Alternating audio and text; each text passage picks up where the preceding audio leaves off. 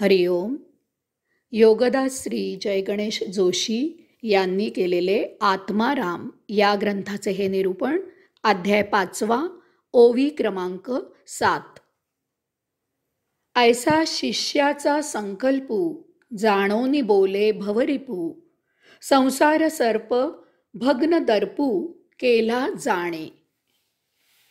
स्वामीजींनी पाहिले की शिष्य स्वस्थित आणि त्यातच स्थिर झाला आहे, स्वतःतच प्रशांत शांत झाला आहे, मौन झाला आहे. अशी ही शिष्याची झालेली स्वरूपता स्वामीजींनी जाणली. शिष्याने ज्यासाठी साधना उपासना केली होती, जो संकल्प त्यांनी सोडला होता, तो फळास येऊन पूर्णत्वाला आला आहे हे सर्वज्ञ असलेल्या स्वामींनी जाणले. स्वामीजी अभावितपणे व्यक्त झाले की या शिष्योत्तमाने संसाररूपी सर्प आता भग्न छिन्न विछिन्न केला आहे. त्याच्यामध्ये आता संसाराचा मागमूसही उरलेला नाही. त्याला आत्मानुभूती प्राप्त झाली आहे आणि तो आता आत्माराम स्वरूप झाला आहे. पुढची ओवी, ओवी क्रमांक 8. जे स्वामीच्या हृदयी होते, ते शिष्यासी बाणले अवचिते, जैसे सामर्थ्ये परिसाते, लाहो अंगी बाणे. येथे आत्माराम स्वरूप झालेला शिष्य एक छान उदाहरण घेऊन आपल्याला आत्मबोध कसा प्राप्त झाला, तो पैलपार कसा झाला, तो आत्माराम स्वरूप कसा झाला ते सांगितले आहे. धातूच्या विश्वामध्ये लोखंड तसे साधे आहे, गरीब आहे, बिचारे आहे.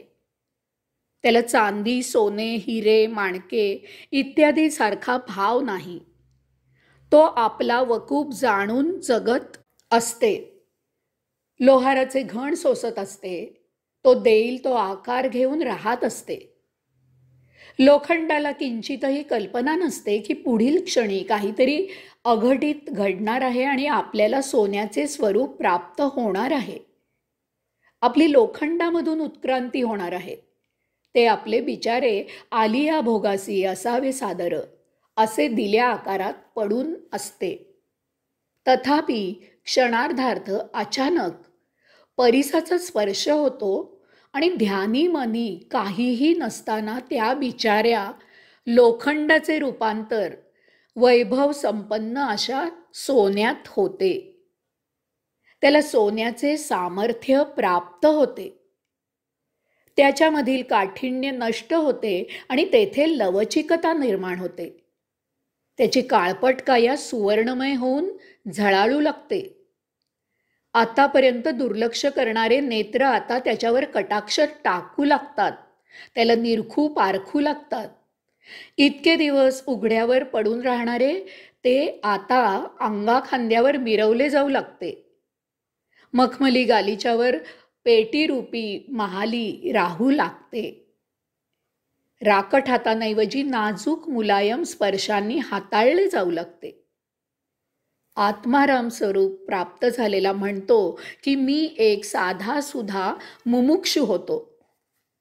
तथापि परिसरूपी स्वामी कृपा झाली आणि क्षणार्धार्थ मी साक्षात्कारित झालो. मला आत्मानुभूती प्राप्त झाली. मी आत्माराम स्वरूप झालो. हे कसे केव्हा घडले ते मला उमजलेही नाही. मला अन्न वस्त्र निवारा याचा नेमका अर्थ समजला. या भूतलावरील माझ्या वास्तव्याचा मला योग्य तो उलगडा झाला. माझी भौतिक वस्तू जगताची भोगापवर्गता संपुष्टात आली आणि आता ती देहधर्मापुरतीच मर्यादित झाली आहे. याचा सुपरिणाम म्हणून माझ्या आयुष्यामधून सुखदुःख कायम करता नष्ट झाले आणि मी सहजच आनंदात जीवन जगू लागलो. मला आता एक प्रकारचा हलकेपणा जाणवतो आहे. जे जसे जितके समोर असेल त्यातच मला महा आनंद आपोआप मिळतो. 6 अध्यायी सांगतात की याचा अर्थ तुझे संचित संपले आहे. हे असे झाले कारण स्वामीजींच्या हृदयी जे होते ते माझ्याही हृदयी बाणले गेले आहे. मोठ्या कृपाळूपणे स्वामीजींच्या हृदयी असे होते की आपल्या हृदयी जसा आत्माराम प्रस्थापित झालेला आहे तसाच तो आपल्या शिष्याच्याही हृदयी प्रस्थापित झाला पाहिजे. यासाठी स्वामीजींनी मला आत्मोपदेश केला. त्यांच्या ज्ञानामृतमय उपदेशामध्ये मी नाहून निघालो. स्नान करताना मला जसा देहाचा मळ निघून जातो तसे स्वामीजींच्या आत्मोपदेशाने माझ्यामधील भौतिक अज्ञानमय मळ धुवून निघून गेला. येथे एक फार मोठा फरक लक्षात घ्यावा की स्नानाने फक्त बाह्य देहावरील मळ धुवून निघून जातो, परंतु तो त्या दिवसापुरताच निघून जातो. दुसऱ्या दिवशी देहावर पुन्हा मळ साचतो आणि त्यासाठी पुन्हा स्नान करावे लागते.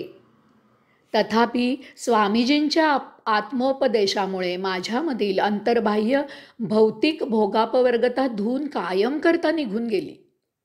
मी कायम स्वरूपी उपभोग मुक्त झालो. हे अवचित अकस्मात मला काही समजायच्या आतच झाले. हे असे झाले.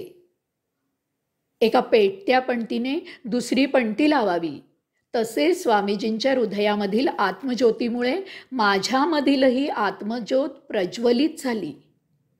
मला आत्मप्रकाशाची अनुभूती प्राप्त झाली. त्या योगे माझ्यामधील भौतिकाचे बीज जळून राख होऊन भस्म झाले. त्याबरोबरच माझ्यामधील संचिताची स्मृती नष्ट होऊन खाक झाले.